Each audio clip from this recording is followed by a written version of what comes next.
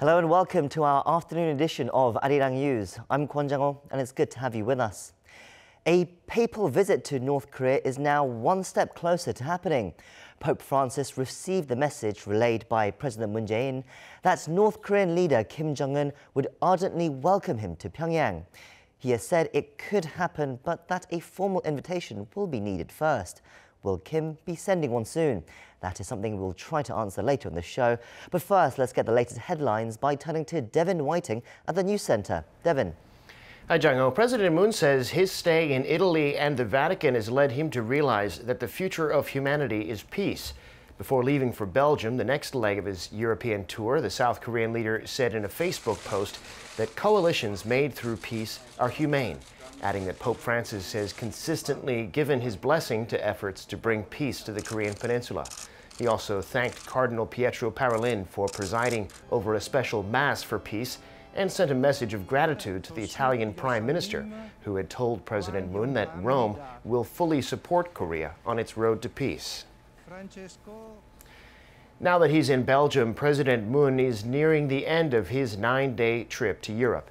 The South Korean leader has already garnered support for his peace drive from two key European players, France and Italy, but he's looking to take it to the next level in Brussels, where he'll have plenty of face time with not only European but other Asian leaders as well.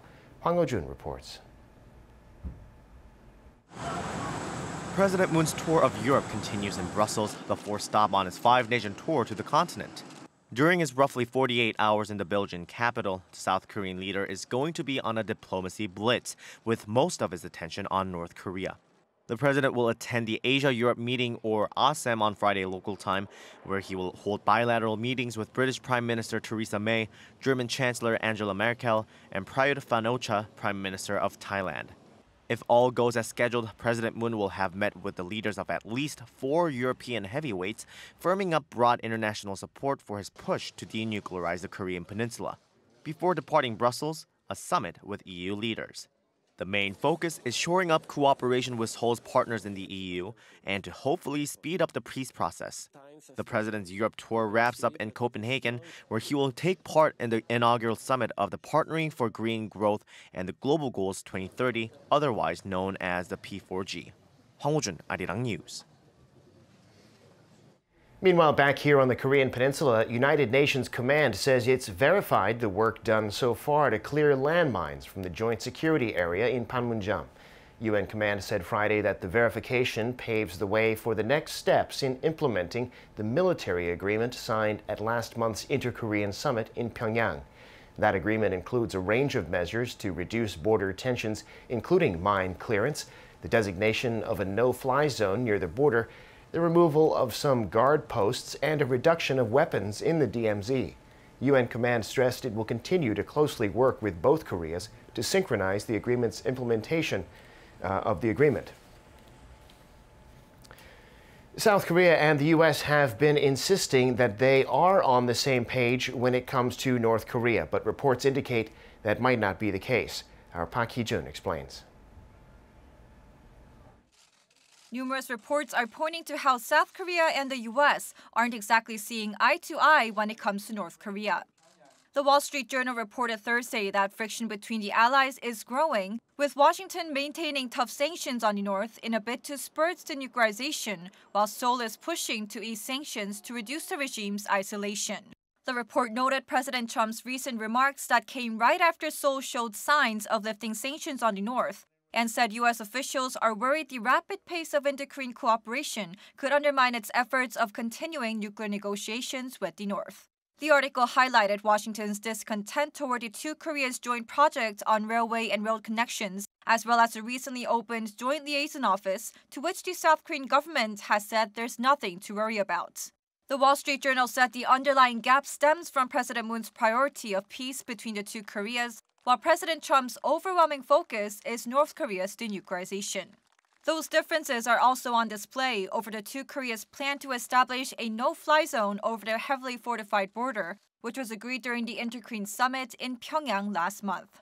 According to Reuters, citing unnamed sources familiar with the issue, the U.S. is worried the agreement could harm defense readiness, and it comes without concrete steps being made on the denuclearization front. Sources say the no-fly zone is a big concern for the U.S. as it bars close air support drills and key parts of joint exercises that have been conducted by South Korea and the U.S. until they were suspended in June. South Korea's Joint Chiefs of Staff, however, said Friday the two countries are not in disagreement and that they're closely cooperating in each and every step of implementing the inter-Korean military agreement. Park Hee-jun, Arirang News. In other news, Wall Street closed lower across the board on Thursday after a plunge in the Chinese market, which was down nearly 3% to an almost four-year low. Our Ko Ryun-hee has the details. U.S. stocks closed lower on Thursday, with the main indices all falling more than 1%. The Dow Jones Industrial Average tumbled more than 300 points, or some 1.3%. The S&P 500 dropped over 1.4%, and the Nasdaq plunged more than 2%. This comes after China's Shanghai Composite Index slumped to a near four-year low on Thursday. The Chinese renminbi also dropped to its lowest level against the U.S. currency since January 2017, as the U.S. Treasury failed to label China a currency manipulator. China's economic growth also seems to be slowing down. The National Bureau of Statistics said on Friday that China's economy grew 6.5% in the third quarter compared to a year earlier. This GDP growth is 0.2% slower than the second quarter, and marked the weakest on-year quarterly increase since 2009, during the global financial crisis.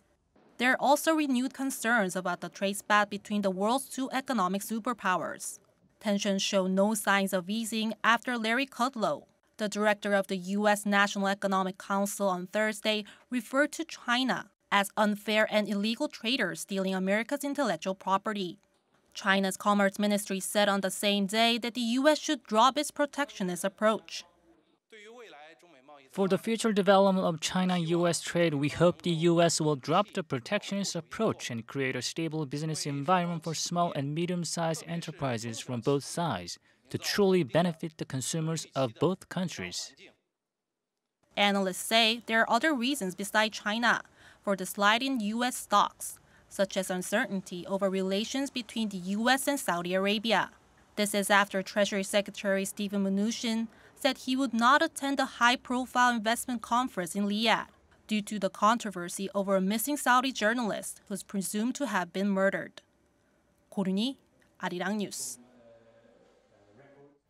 South Korea's National Assembly is conducting an audit of government ministries and agencies, and today the Finance Committee is inspecting the Finance Ministry and its tax policies.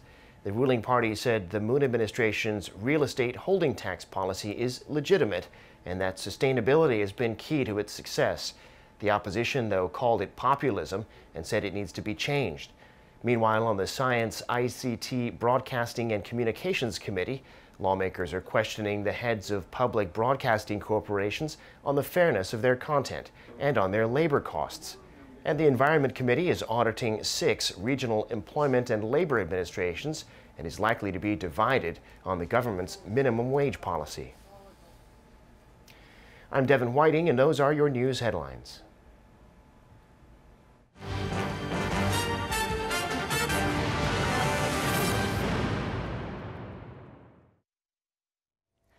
President Moon Jae-in was at the Vatican on Thursday for a meeting with Pope Francis. The Pope said he strongly backed the Korean peace process, encouraging President Moon to march ahead without fear. An unprecedented papal visit to Pyongyang could also be on the cards. As Shin Se-min reports. Pope Francis may soon become the first pontiff to ever step a foot in North Korea. Meeting with South Korean President Moon Jae-in for an hour at the Vatican on Thursday, Pope Francis expressed his willingness to visit Pyongyang if officially invited, adding he will, quote, unconditionally give answer and will certainly respond to such an invitation. Such a positive response coming as President Moon verbally relayed a message from North Korean leader Kim Jongun that was exchanged during last month's third inter-Korean summit of the year in Pyongyang. Discussing peace on the divided Korean Peninsula, Pope Francis told President Moon to, quote, move forward without stopping, and said, quote, don't be afraid. He also reiterated his strong support for the South Korean government's efforts to lead the peace process on the Korean Peninsula. President Moon thanked Pope Francis for his support, saying he always reminds himself of the Pope's message that dialogue can resolve all conflicts whenever he and the country face a critical moment trying to achieve peace on the Korean Peninsula. These snippets of conversation between the Pope and a world leader would normally remain private, but South Korea's presidential office said the Vatican agreed to make a special exception this time, even revealing parts of what the Pope told President Moon.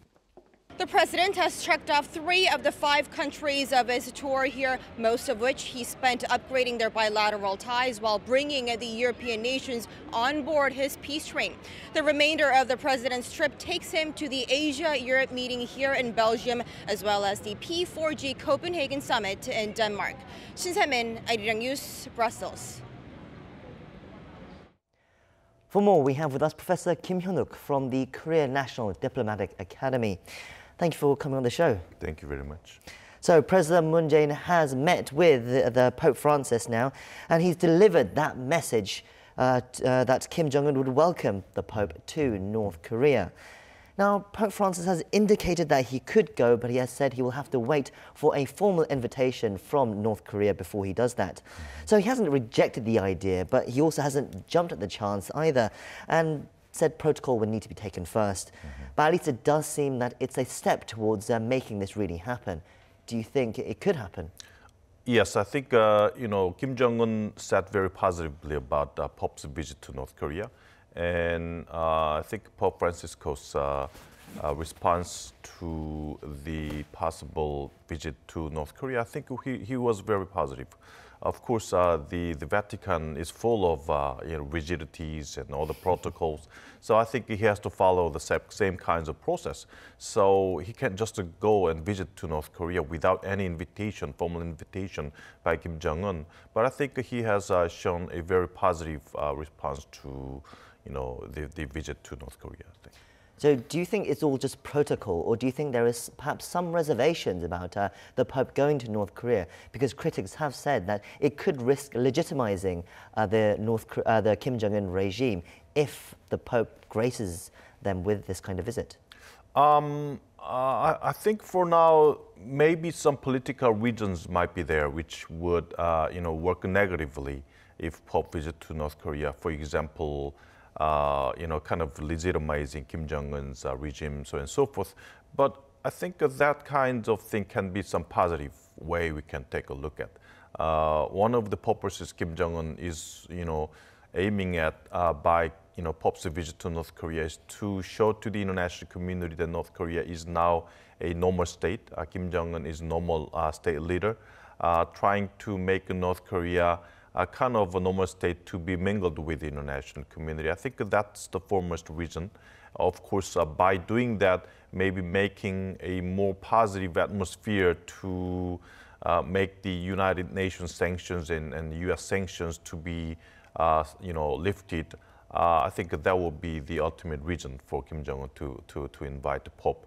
But at least, from the Pope Francisco's perspective, I know he has a lot of political background, but I don't think he would mention much about the political issues, but just try to focus on the Pope's and Vatican's perspective.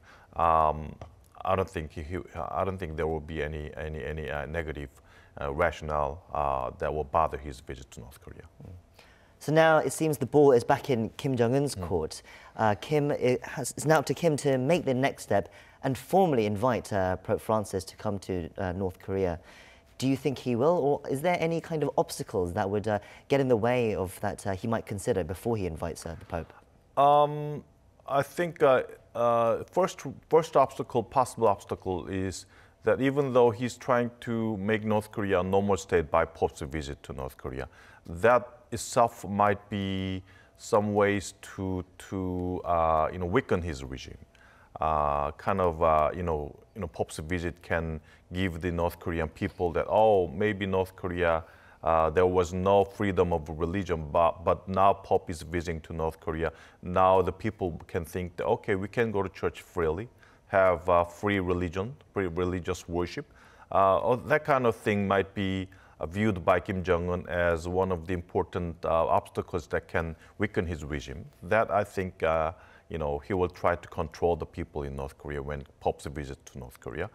Second possible obstacle is that recently there was relationship restored between China and the Vatican, which has been disconnected for about 60 years, maybe because of China not accepting the freedom of religion inside China. The surface region is that there was some disagreement between China and the Vatican about how to appoint a bishop within China, but that I don't think is the main reason. When there was more and more, relationship between Vatican and China, I don't think, inside China the religion, freedom of religion would be restored. That's something the Communist Party is afraid of. If suddenly Pope visits North Korea, I think this kind of thing would make North Korea suddenly a different country, viewed a different country to the national community, different from China. China has been kind of unwilling to accept the Vatican's control and influence on China, but North Korea suddenly, abruptly, accepted the Pope's visit. That I think China would be really happy about. So yes, we'll have to see whether an invitation does come, and then we'll see if the Pope does accept as well. But it wasn't just about the Pope's visit to North Korea that they discussed. Pope Francis also gave his strong support for Moon Jae-in's efforts towards a peace on the Korean Peninsula. President Moon, he's not had, he's had some resistance from other people about all his efforts that he's doing. How much of a boost do you think this will be for President Moon, the fact that he has this now encouragement and support from someone like Pope Francis? I think this will be a good chance. I mean, of course, I think President Moon definitely would have more momentum to boost his policies. One concern I have is that all these kind of efforts by President Moon to change the atmosphere, visiting a lot of leaders in European countries and also the Vatican, and invite Pope's visit to North Korea. I think this would be viewed rather negatively to the perspective of President Trump. President Trump maintains consistent sanctions on North Korea. There will be no lifting of sanctions on North Korea.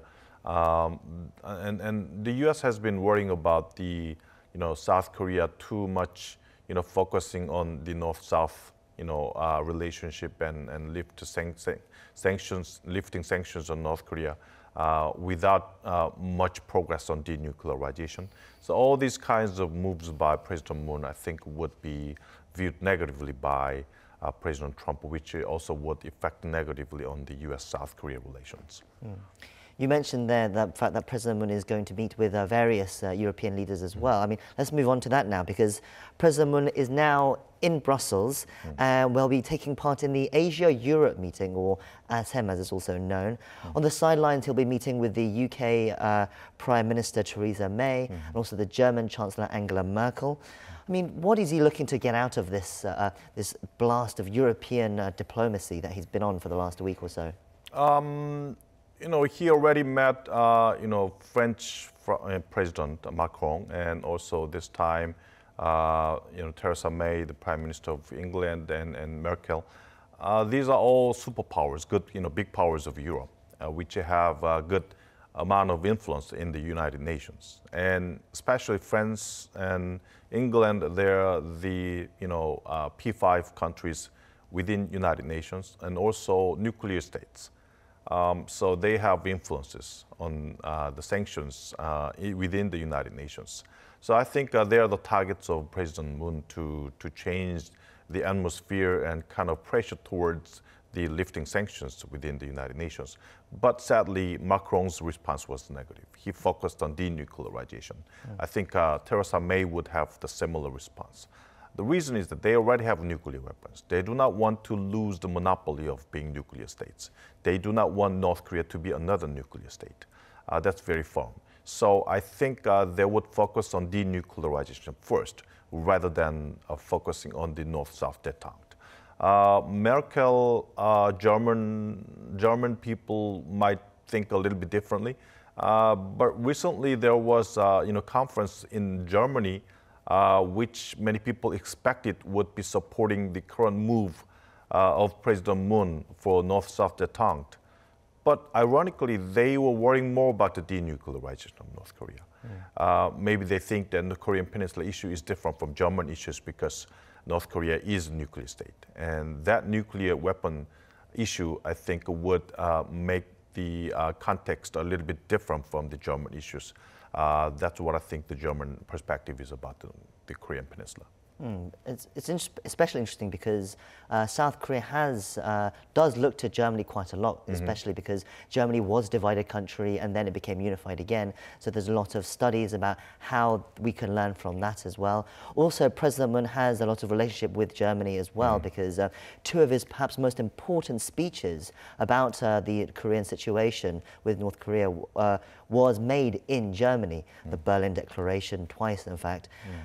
So there is this kind of relationship that South Korea and Germany has. I mean, but you mentioned that the Germans have been a little bit more cold to what President Moon has been doing.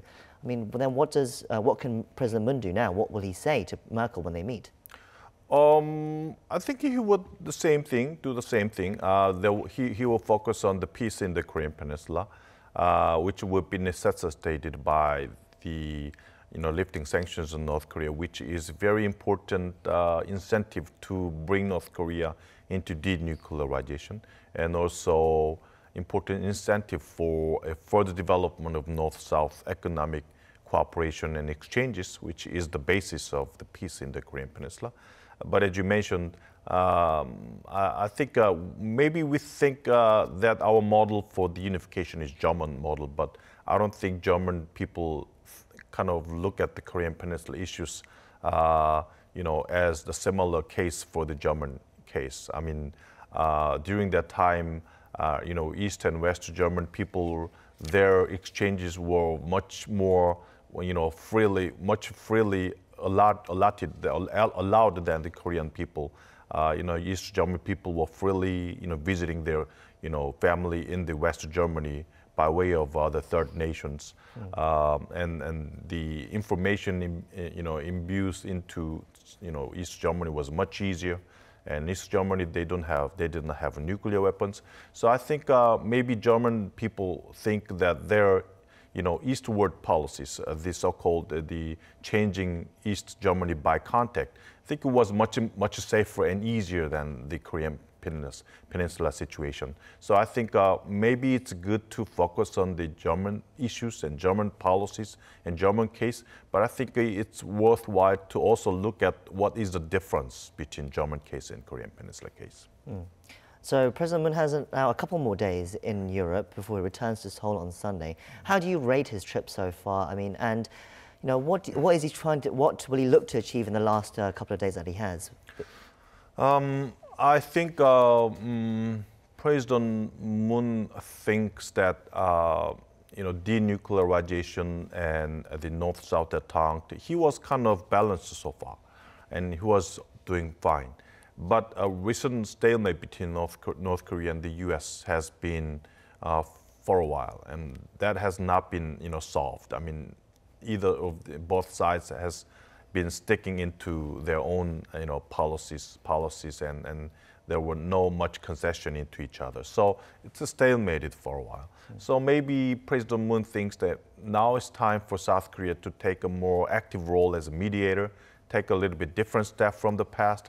So I think he's trying to focus on the North-South détente, by which he thinks that can bring North Korea into denuclearization. Because he has talked with Kim Jong-un and had a summit meeting with Kim Jong-un, and know that he would not concede to the U.S. Kim Jong-un would not change his positions. So I think he thinks that his policy stance is changing, and also President Moon's foremost target and policy goal is to have peace in the Korean Peninsula. And I think he's trying to achieve peace by North-South economic exchanges rather than, focusing on denuclearization. I think he's focusing on denuclearization too, but I think he's trying to bring denuclearization by North-South detente. Yes, we'll have to see what his next move is once he comes back to Seoul. Thank you for your time as always, and it's always great to get your insights. Okay, thank you very much. And that's where we'll wrap things up. I'll be back Monday, so hope you can join us again then. Thank you for watching and hope you have a great end to the week from wherever you're watching around the world. Goodbye.